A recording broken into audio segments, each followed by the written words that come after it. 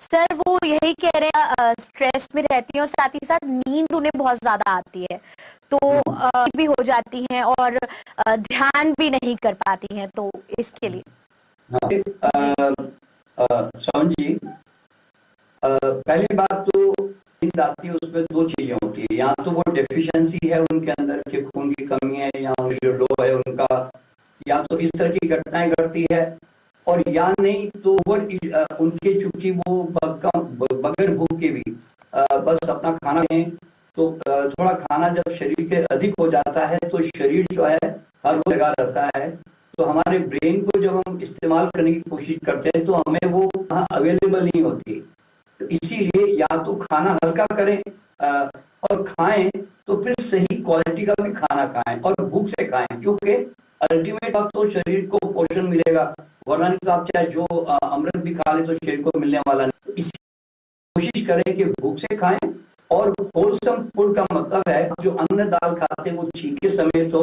और खाली अन्न दाल ही खाते ना रहें, फल है, सलाद है, अंकुरित दालें हैं, या थोड़े से मेवे, यानी कि नारियल, इस तरह के जो मेवे होते हैं, बादाम वगैरह, इनका भी अगर आपके पता है तो वो जरूर उसका उपयोग करें।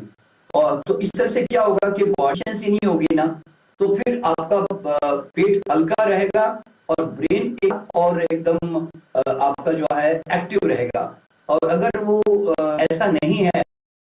आप जब भी ध्यान करने बैठोगे आपको सुस्ती आएगी, आपको उबासियां आएगी, नींद मारने लग जाओगे, तो ऐसे ना आपका समय बहुत लंबा आपके जीवन का बीत जाए और आप ध्यान में लड़ते रह जाओगे। तो इसीलिए इसीलिए हमारे यहाँ पे पतंजलि सुना गया कि यम नियम ध्यान धारणा का मतलब है कि पहले शरीर को साधो, स्वस्थ करो, तो फिर ध्यान में आगे बढ़ो। शरीर को साधे बिना आगे बढ़ोगे तो फिर आप आगे नहीं बढ़ पाएंगे। तो इस तरह से, तो इसलिए आपकी पत्नी को कहें कि वो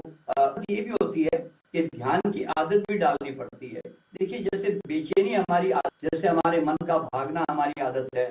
हम विचारों में रहना हमारी आदत, अब उसका रिवर्स प्रोसेस ये है कि अब आप धीरे धीरे आनापान सती, जैसे अभी बताया जिन्हें, जो आपके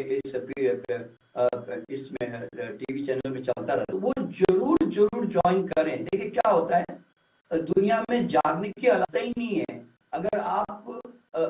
वर्तमान में रहने की आप प्रैक्टिस ना, तो आपकी प्रैक्टिस कभी होने वाली भी नहीं है, फिर आप वही वही भूतकाल या भक्ति रहोगी। तो इसलिए मेरा सुझाव ये है कि आप थोड़ा खान पान ठीक करें, और अगर तो एक्सरसाइज करके थोड़ा सा अपने आप को बिल्डअप करें, यानी कि कुछ योगा करना, प्राणायाम करना, इससे थोड़ी सी बॉडी में एक्टिविटी आएगी और फिर आपको मुझे में आसानी हो जाएगी।